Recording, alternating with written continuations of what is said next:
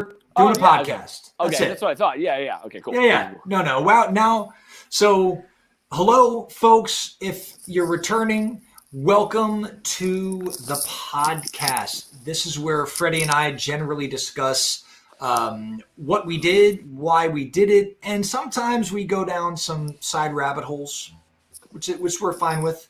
It happens. And we've got our good friend Ryan Gaughan here, but we have to begin with the beginning like we always do. Ryan, this is just a tradition, and it goes like this.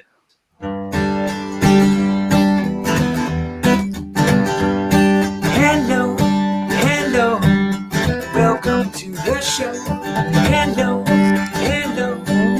welcome to the show.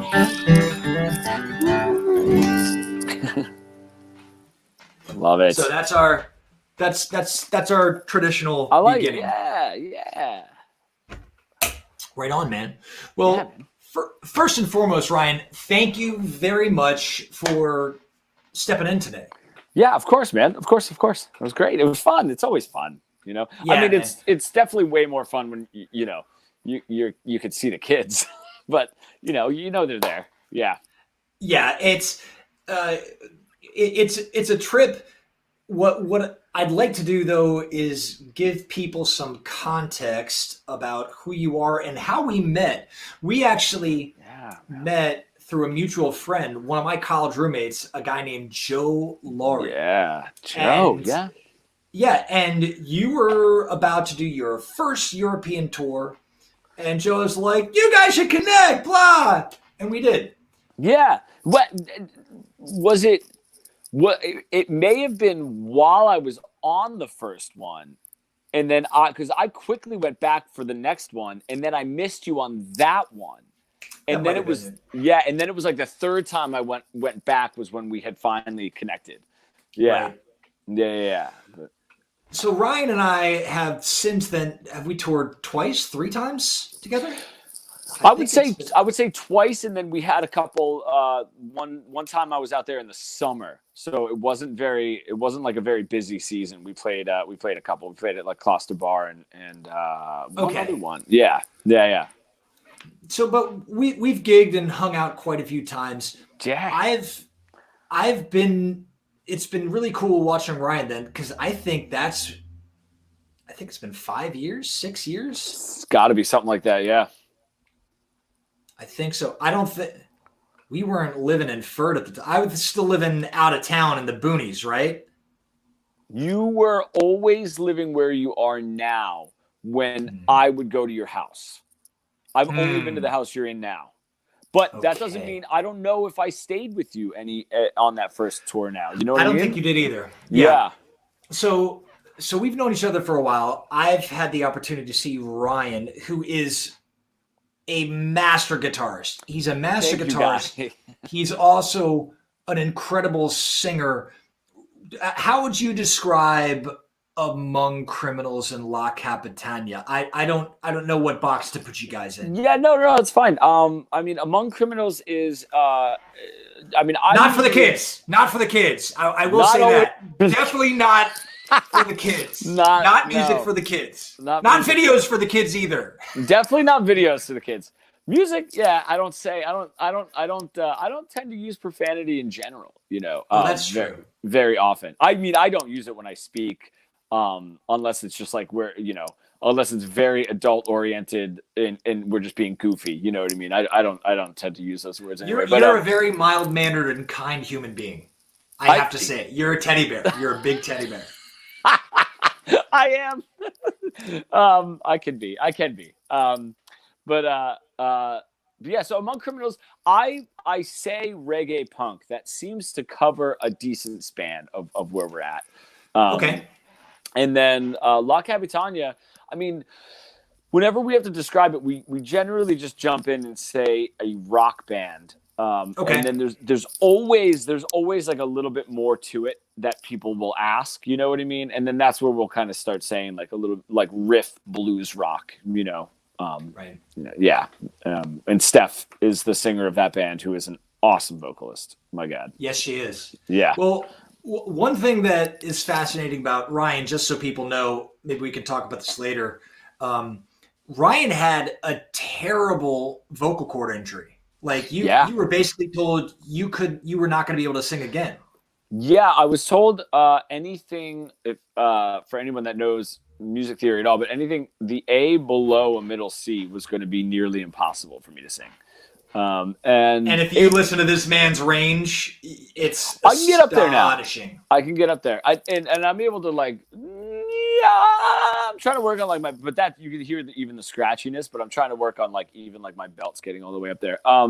But yeah, I do have an issue, a vocal issue, which is that my right vocal cord muscle does not vibrate as fast as my left. So when your vocal cords are like vibrating, the higher you go, the faster they vibrate. So the right one can't keep up with the left one. So the only way is it sort of starts smashing in almost to the other one, and then it creates a callus, or a blister, and then a callus, which turns into a vocal node. So I was supposed to have surgery. I didn't have surgery though. And I don't really mind it. The only thing that I don't like is that I can't freely like that part of my voice isn't always there. That's right where that vocal node sits. So sometimes it makes that sound. I purposely made that sound, but sometimes it'll make that sound, which is annoying if I'm singing along to like Jeff Buckley or something. I just can't do it.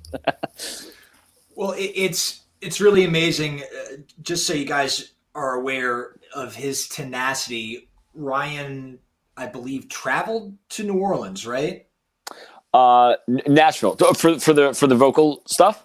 Yeah, Nashville. He on his own dime went to Nashville, found some. Was it a vocal coach or a vocal therapist? It was a vocal coach that I had gone to a vocal therapist in Philly.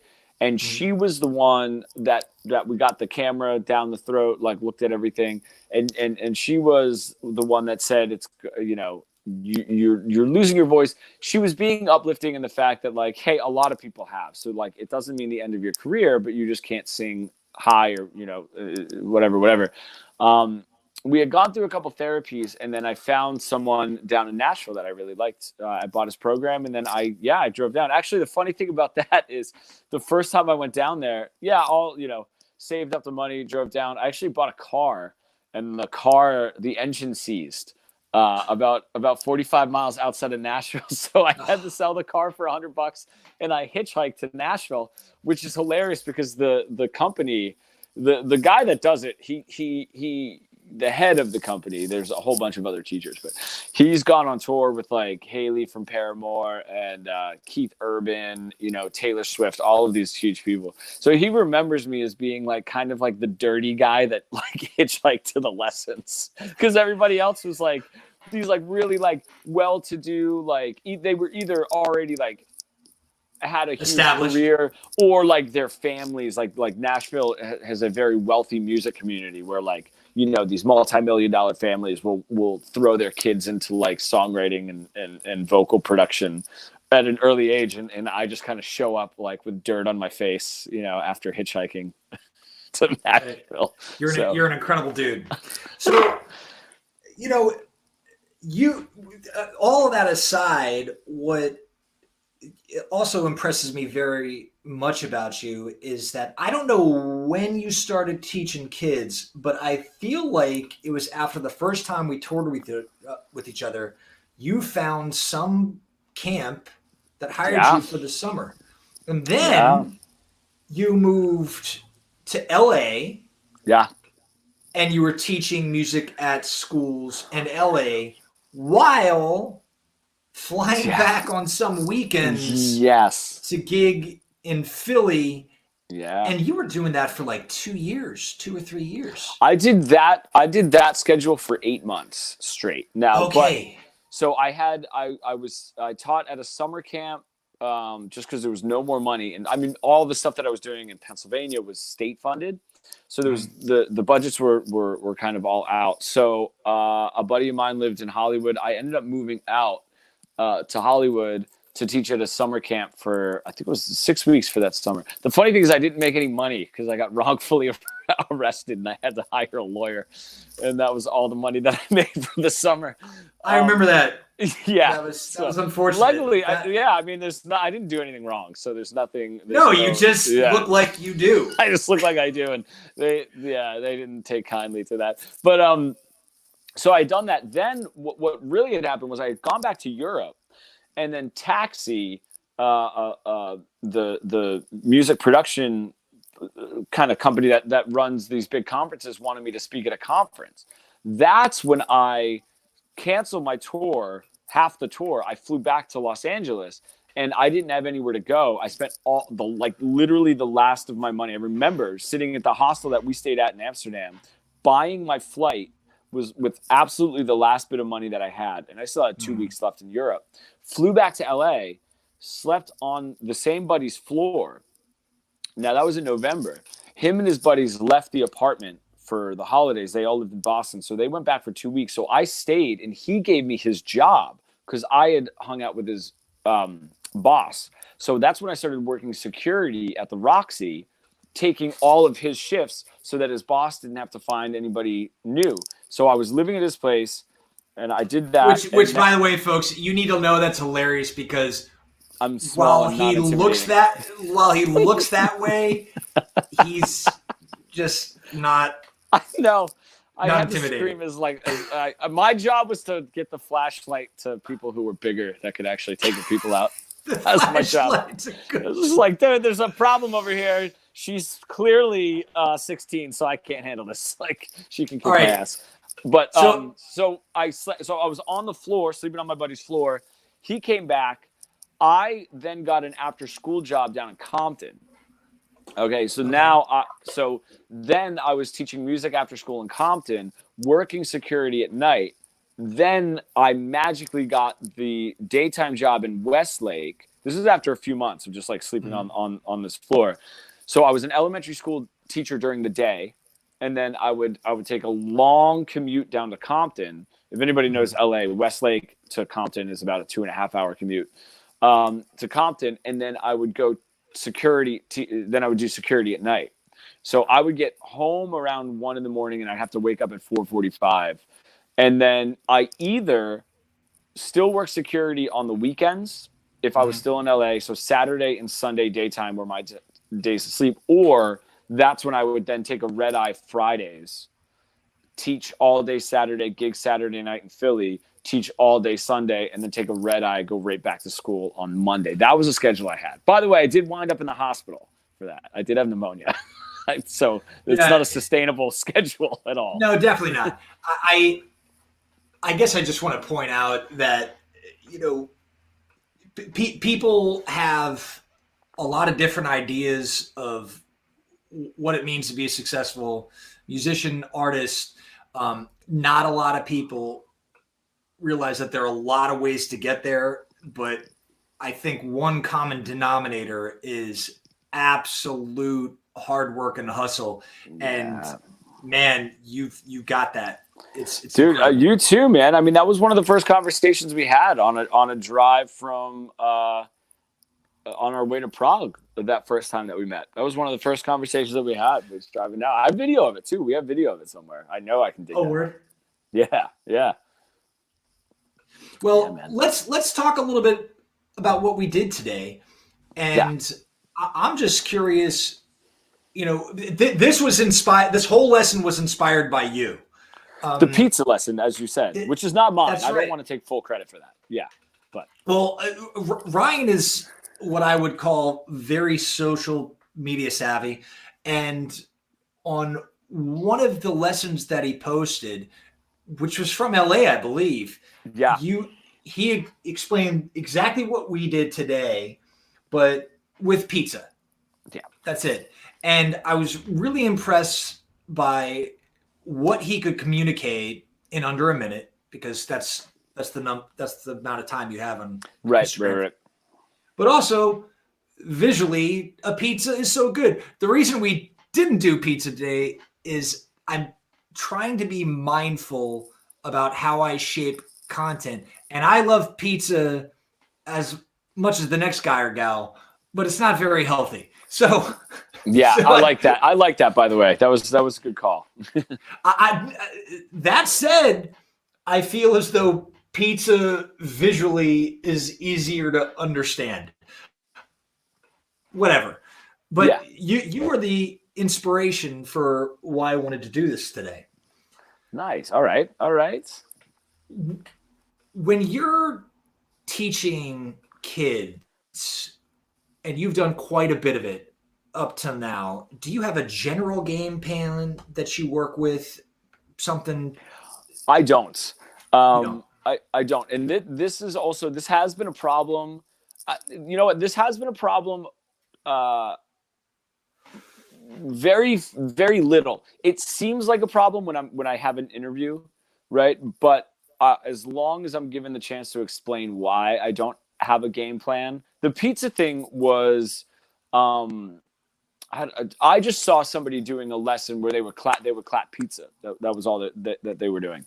Right. So I knew that was going to get the kids excited. You know what I mean? So it's nearly impossible to have a curriculum and a game plan. When I was doing from that particular lesson, where I was doing that lesson was when I was doing pre-K to fifth grade in Westlake, and I couldn't teach third, fourth, and fifth grade the pizza lesson. It was a little too goofy, so I had to reformulate. But also, pre-K to pre-K wasn't the same, and kindergarten to kindergarten wasn't the same. You know, and it just. I want to zoom in on that. Yeah. I want to zoom in on that. Let's talk about pre-K, K, and what's the other age groups that you did? I did pre-K through fifth grade. Oh my. Yeah, it was a whole span. Yeah, half hour, like back to back. You know, one, and it's never in an order. It's not like you start at pre-K and end at fifth grade throughout the day. So it keeps you really have to stay on your game. You have to adapt very, very quickly in that scenario. The reason that a curriculum won't work is that it will trip you up. The curriculum is going to get in your way. I can almost see it like if I were to put a visual out in front of you, it's like if somebody set, like tires, right? You ever do that thing where like you got to run through like the tires, like in an obstacle course, you got to put your foot in the tires. It's like those might be good to let you know overall where you're supposed to be, right? Oh, this is the way through this part of this game that we're playing, this obstacle course. But those tires are going to trip you up. They're going to get in your way. You have to be able to jump out and move around freely. And you're not going to be able to do that with a curriculum. This is almost 100% why not teachers, but why specialists fail in an elementary school setting, is going into it saying, this is what I want to start, this is what I want to finish, and this is like how I want to get there. Is you literally just have to say, this is where I'm going to start, and there has to be a push-pull with the class. Otherwise, they're just going to brick wall you, and either they're going to be nice to you, and you're not going to get anything across to them. We've all done it. I've definitely been in a class where I was like, well, I don't want to be a jerk to this teacher, but like I'm not going to listen to anything that they're saying. You know what I mean? Or they're going to overrun you. Me, no, I've never done that. Yeah, I mean, that was my whole life, because I was like, well, I'm not a rude person, but like I am not going to learn any of this, But then, I mean, the other thing too is like kids will try to overpower you, and that was one thing that I learned doing the summer camps, was that like I had these kids, and they were like the bad kids, you know what I mean? And they were older, and they didn't want to sing the songs because it's a sports camp, and then they made them go inside and do like a music class with me, so it like wasn't what they wanted to do. So that's tough. Yeah, but you have to move with them. You can't move against them. Now, they can't overpower me in the sense where like I'm not just like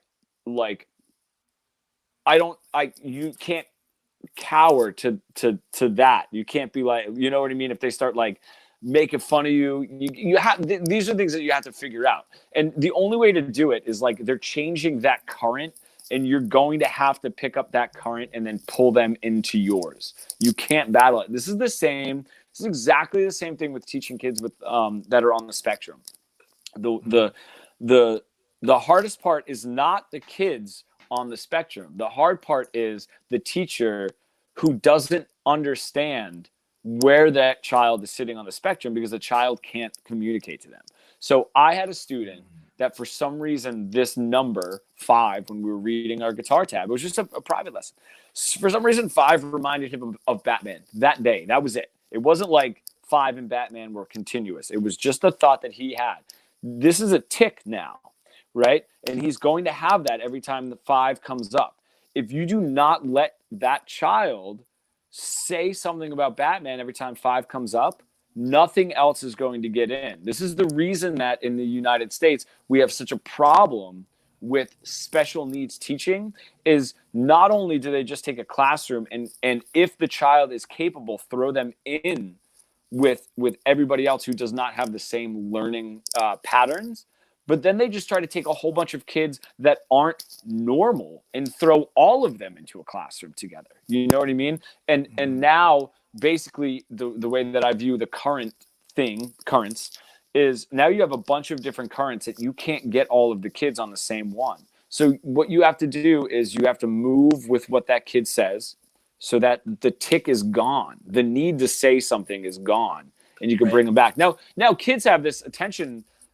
I didn't have this when I was a kid because I was like incredibly shy. So what I would do is I would hold it in. So I would eventually, so it would just kind of like play in my mind, whatever little thing, whatever little game, whatever it was just kind of playing in my head, right?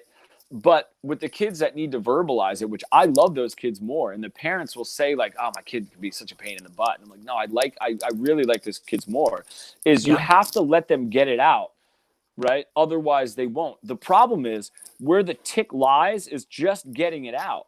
But if you let them get it out, they'll run with it forever. You know what I mean? So you kind of have to like let them get it out. The tick is gone now. And then you can kind of grab them, run with them for a second and pull them back into where the lesson is. And then they're able to pay attention. And the kids with worse attention spans or further on the spectrum need to move away from your current a little bit more. So you just get a little better training pulling them back in. And this is the same with kids that try to alpha their way over a teacher that's like a substitute or a music teacher. It's these are all the same patterns. I think teaching kids, when you look at a kid and you're with them, whether it's a class or a private student, and there's a starting point, and you don't have any idea where the ending point is, you need to work with the kid to get to that end, has made me a better teacher teaching adults that want to learn like, hey man, I want to learn blues phrasing. It's like, all right, cool. Why? Because we have a starting point and an ending point. This is going to be a straight line now. You know what I mean? Because I've had to find these lines and you don't even know where you are, because every kid's imagination is so wildly different that it's not even like I can say, oh yeah, you're starting on one end of a football field and you got to get to the other. Man, you have no idea where you are in this kid's perspective. You know what I mean? That is also a scary place to be if you're not careful, because one wrong word and you can shatter this kid's learning ability. Especially someone with a learning issue, if I was told by my guitar teacher that I wasn't able to learn or I was an idiot or I wasn't picking this up quickly, that would have a detrimental effect because I wasn't a fast learner in school. So this is why I have a problem with guitar teachers that are guitarists that just want to get into it as a day job, because like you can cause potential damage to a kid for the rest of their life. There's a completely different thing between being an expert at something or good at something and effectively being able to teach it. Absolutely. And then what you're talking about, which I thought that was a very cool way that you explained it, particularly with special needs kids or kids who are on the spectrum, how you've got to navigate that. Yeah. I get, and in your case, Ryan, can you do me a favor? Can you hold the microphone a little bit away from your shirt? Because it's rubbing on a little bit. It's getting that Ryan hoodie sound. Yeah, let me pop this out. I might need to do a I'm losing battery, so I might need to do a headphone switch at some point, which will only That's take fine, 1 second. man. Yeah. Don't worry about it. But yeah, no, go ahead. If you're just using your phone, by the way, you should be able to do it without headphones. Okay. Let me that see. Shouldn't be a problem. That's more an issue on my end because I'm using an external mic. Let's try that. Oh no, that's horrible. That's a nightmare. That's a nightmare. I got you on my Bluetooth headphones, so it's perfect. Gotcha. Cool. I did the switch and I didn't even try. Wasn't there? What happened? I don't know. There's some kind of hum with the headphones, but it's fine. We'll get through it. It's all good. It's better than the scratch. Okay. Okay. I think. Okay. That's okay. We're. Oh, that's much better. Oh, that's way better. What were you saying? Well, so you've taught a lot of kids. Oh wait, Guy. I think. Yep. Hang on. You can't hear me? This is exact. Hang on 1 second. All right, I'm still here. I gotta just adjust my audio. I can hear you. It's fine. Exactly what I didn't want to happen, but it's okay. Don't worry about it. Go ahead. That's coming through. Can you hear me now? No, I lost. Okay. I just lost your audio though. I don't know why. Okay, I'm gonna send you a message. Just sign back in. Hold on. It's okay if I can't get this in like 1 second. Here, I'm just gonna switch back to the headphones because. Okay. Here, he's just got to sign back in. Ryan will be back in a second. So, if you're just joining us, my friend Ryan Gaughan just did the kid show with us. We did a lesson explaining whole notes, half notes, quarter notes, and eighth notes.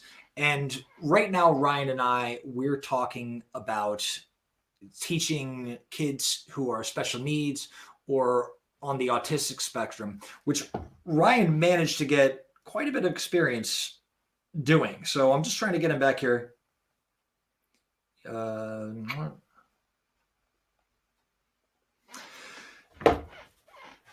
It's interesting to me because I've done quite a bit of teaching in my daughter's kindergarten, and I'd like to expand the age groups of kids that I teach, and I'll be doing a lot more of it with Freddie. So this type of conversation is very valuable.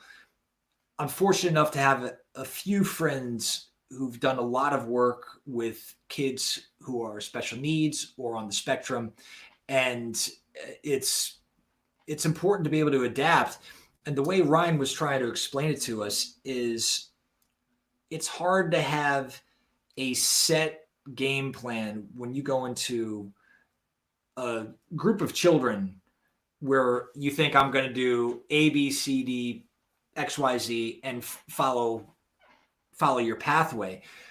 When you're dealing with kids who have a short attention span, depending on the age group, it's a lot different. You got to deal with certain situations. And Ryan was doing a great job there explaining his experience working with certain children on the spectrum. And I'd like to hear more of that. So here he is. You're back. Awesome. I appreciate you being. Can you hear me? I really do. Yeah. I'm good. Can you hear me? Yeah. So Ryan, I'm fascinated by this nuance of education in particular, because children constantly surprise me by what they're capable of. Oh, yeah. Especially kids who may be special needs, or as you were describing your situation before, on the spectrum. And we got a question, David. This topic is pretty interesting. Are you teaching too? I don't know if that's for you or me, Ryan. Maybe David will leave another comment. Ryan certainly teaches. Right now, both of us are not in a position where we can do anything but the kids show that I'm doing. Ryan's got a bunch of Skype lessons that he does one-on-one, and I'll be happy to throw that link up before we get off this lesson. Yeah. But Ryan, what I really want to know is you also were doing a one-on-one with the child on the spectrum as well. Is that correct? Yeah. I mean, I had a few. Few. One was last one, which was right up until quarantine kind of hit. She was probably the I want to say the most difficult on the spectrum. I don't, and when difficult isn't just difficulty learning, not like a difficult child. Difficult for me. I'm sorry. I should rephrase that. Difficult for me, just because it's like we're saying, how every child learns a little bit differently. Right. And generally you can just kind of like the worst thing that you can do. And I think of it as well, even when I'm just teaching guitar in general to people, is like, if I just put a tutorial out, not everyone's going to learn that the same way, you know. Then right. when you do boil down to specific learning, and specific learning styles, it does get much narrower, you know what I mean? And the pathways get a little bit wilder. So it is difficult when you get the challenges. This child was a little bit more difficult for me, but it made it, I mean, I just loved teaching her so much, you know. And to be able to do something like that, you have to you have to want to show the child that they can learn something, you know what I mean? That has to be like your ultimate goal. It's not something that you can do for a paycheck, you know what I mean? That's like not the way that you can look at it. You can't ever get frustrated, never with the kid, but even with yourself. I mean, you really can't be frustrated with the child if you're in that situation, which is another issue that I see. Whether a child has a learning disability, whatever ultimately that means, just learning the specific way of learning, but with other kids, you know, that are interested in other things. You just can't be frustrated with them, and that is a huge problem. I'm saying that in my field because that's all I really know. I don't know if swim instructors, you know, I don't know if they encounter this as much as music teachers do, and if they can point out the problems that other music teachers and other guitar teachers have. It's just something that I see quite a bit, and it like we were talking about, it is damaging. You know what I mean? And it's. Well, you certainly, since I know you so well, you've got that temperament. You are fairly unshakable. I've played gigs with you, some which went sideways. Audiences aren't always nice. I think being a performing musician, you find a way to thicken your skin as well. We had a couple comments here. One of the people who comes to our show, Andrea, she said, as a mother of a kid on the spectrum, I say thank you so much. Oh, yeah. But Andrea, I appreciate that, obviously, but this is, it's not, it shouldn't, you know, it shouldn't really be looked at as much of a thank you, I suppose, as it should just be an understanding of like, don't get into don't do it if you can't do it. This isn't, you know, you know, being like a wedding guitarist, right? And not caring, but at least being able to go through the motions. This isn't being, you know, any sort of a skilled labor. The other person, like if I screw up a wedding gig, like maybe I won't get paid. I don't want to get the bride mad. I know that this is like her one big special day, but that's the end of it, right? If you, when you get a child, especially someone on the spectrum, to open up this certain part of you, this is no longer a school setting. The school settings are it's a cold setting, no matter what, you know, no matter how welcoming they try to make some of these other departments, it's still a cold setting, right? Where there takes a bit of opening for a child, especially someone, even a shy child. When you're a music teacher, there's a guard down for you now, you know what I mean, right? Like there's almost a sense of like, okay, this isn't like I tell my kids when they're like yelling and screaming, like after school can be tough, like, you know, And I'd be like, guys, come on. I'm not like a math teacher here. You know what I mean? Like, I'm not just, and I'm not like giving you homework and stuff. Like, this is the guitar. Like, you know, come on. Like, and that usually gets them there. And that's the way that they'll view some of this, which means now they're open, Right. which means now if I say something like, you're not getting it, you know what I mean? Those simple words are cutting way deeper, because you're not getting it in a school setting. Could just be like, hey, 2 + 2. Oh, you're not getting it. Okay, fine. This is one-on-one or a little bit more of a music class. It has nothing to do with them not getting it. It has something to do with me not figuring out why.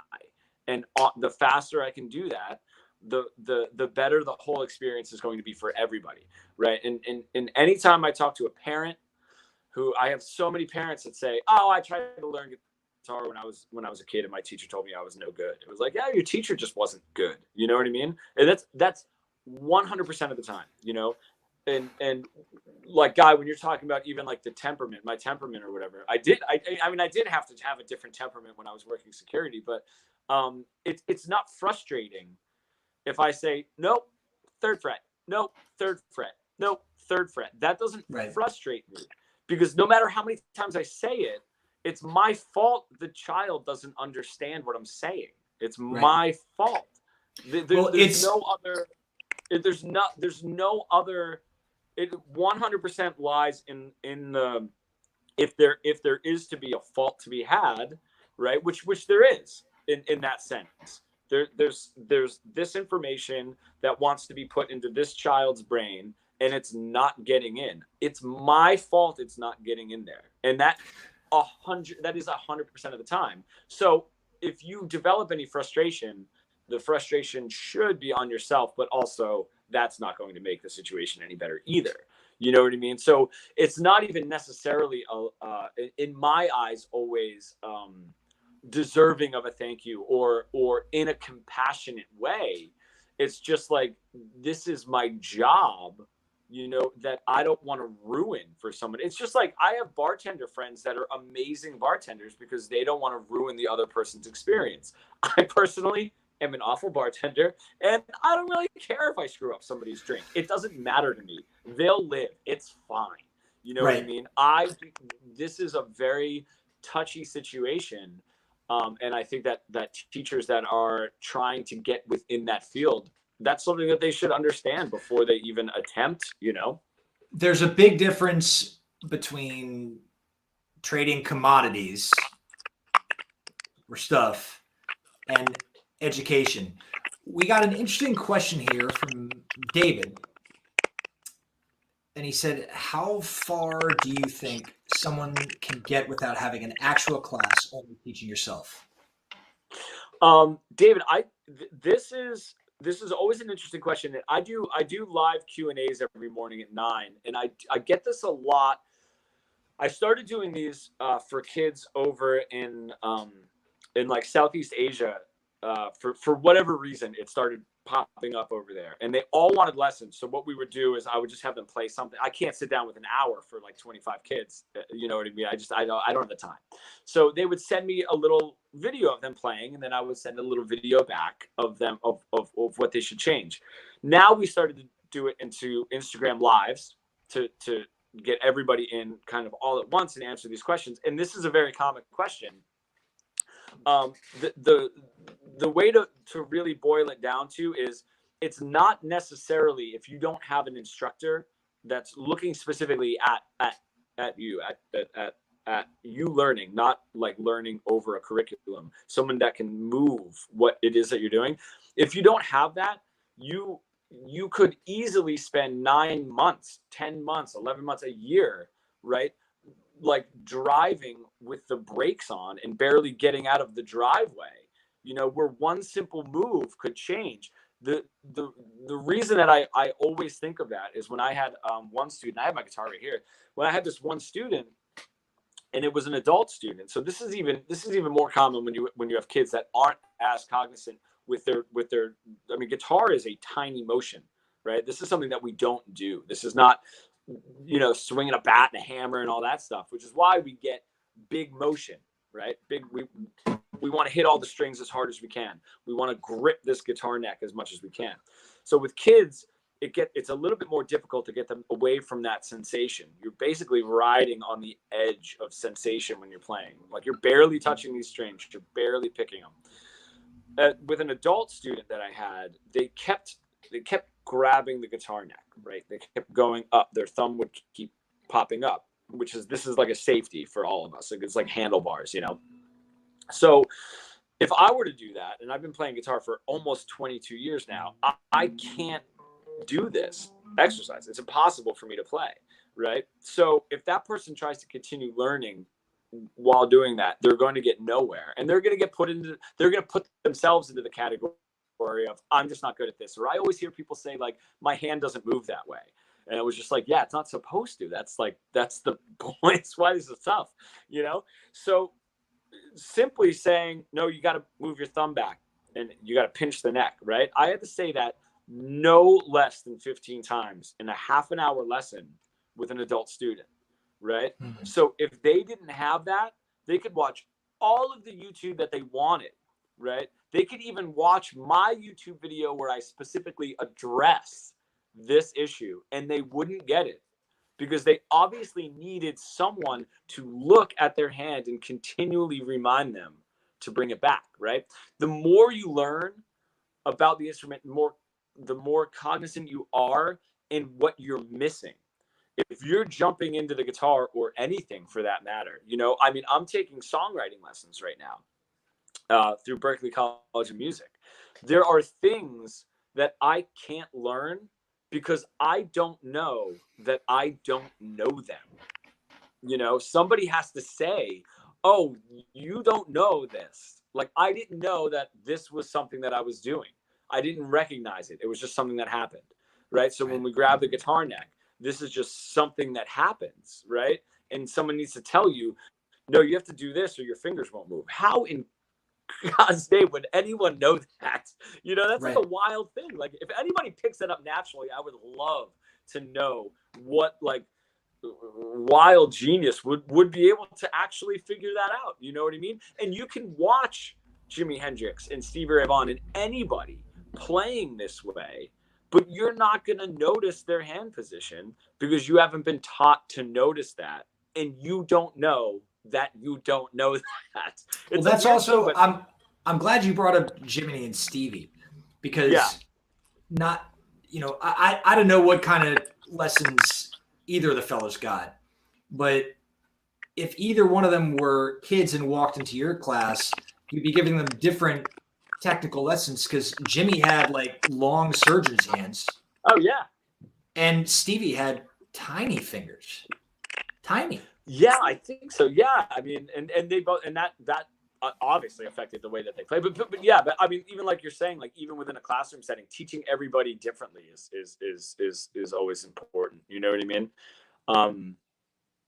Yeah. So that's my explanation. There is no known way to know how far you can get without having an actual teacher, because you could potentially get nowhere. You know what I mean? Like, you could spend years and years, and because of this one little thing that you're not noticing, you could never get anywhere. You know what I mean? And I think it's those people, when we talk about whether we talk about natural talent, or these people that are just like monsters when they just pick up the guitar or singing or whatever,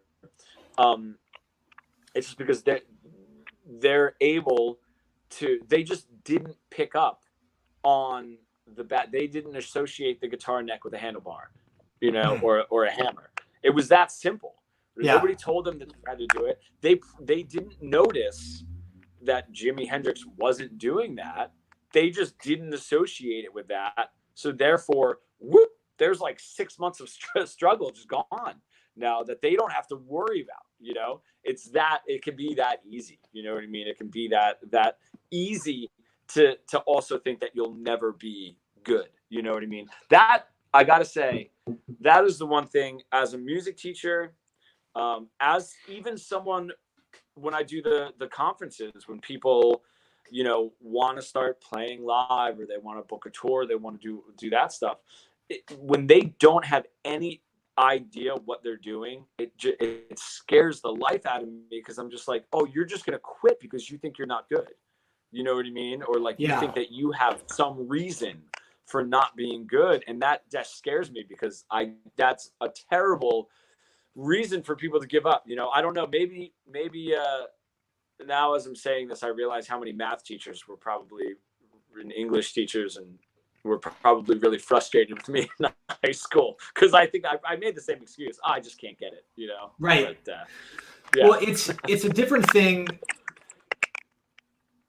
What you said made me think about something important, which is accountability. You have no frustration when somebody is not understanding something, which I think is great. No. I think part of the reason why you do that is you give yourself total accountability as the teacher. Yeah. To handle that. I think maybe past a certain age group, there's a little bit of give and take, right? Like, you know, but now but also, Guy, really quickly, just because this could easily, I have said blanket statements about music teachers before, and this doesn't even span into music teaching a curriculum in a high school or a junior high or an elementary school, nor does it go into an elementary school general teacher, general education, physical education, whatever it is. This is kind of like our separate thing.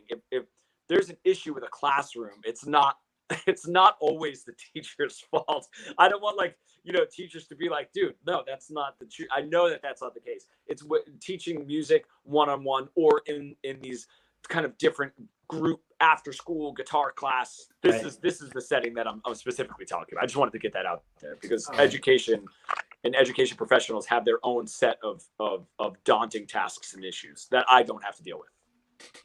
All right. Well, listen, I'm going to have to wrap this up in a couple minutes. I just wanted to answer one more of David's questions, which is, this topic's interesting. Are you teaching? David, I was teaching a kindergarten, and I do this kids streaming show with my bassist Freddie, and we have guests like Ryan on.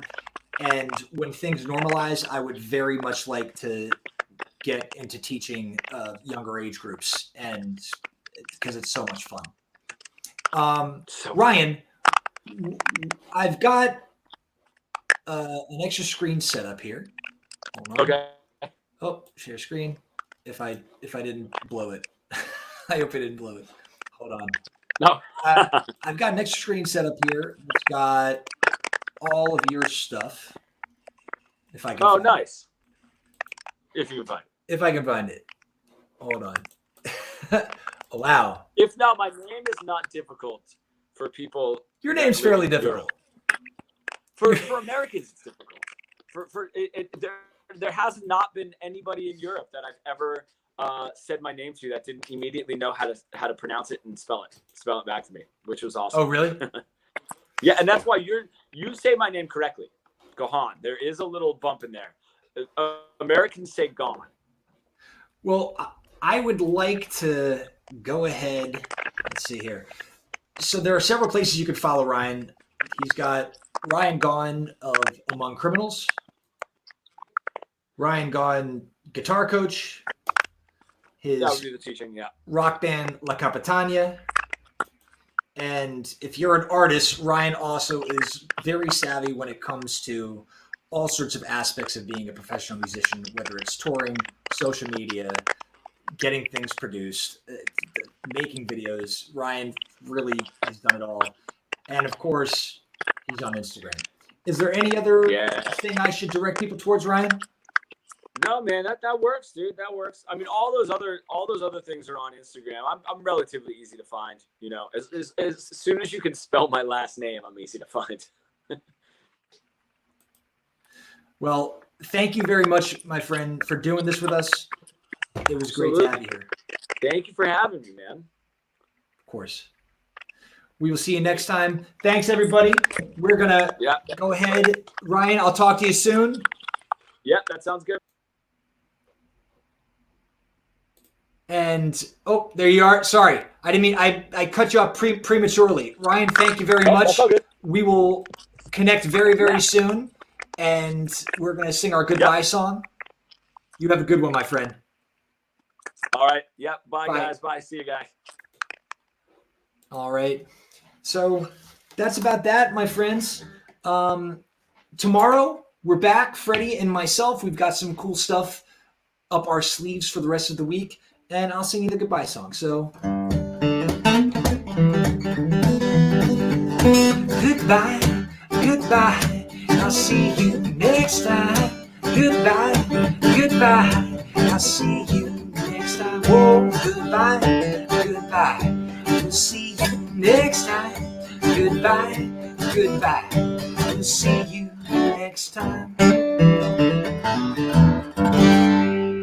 See you next time. David, Andrea, thanks for watching the whole time. We hope you guys have a wonderful, wonderful day. Another Mother's Music Time. The Kids Show is Wednesday through Saturday at 11 a.m. Eastern Standard Time in the States, 5 p.m. Central European Time. We'll see you there. Bye.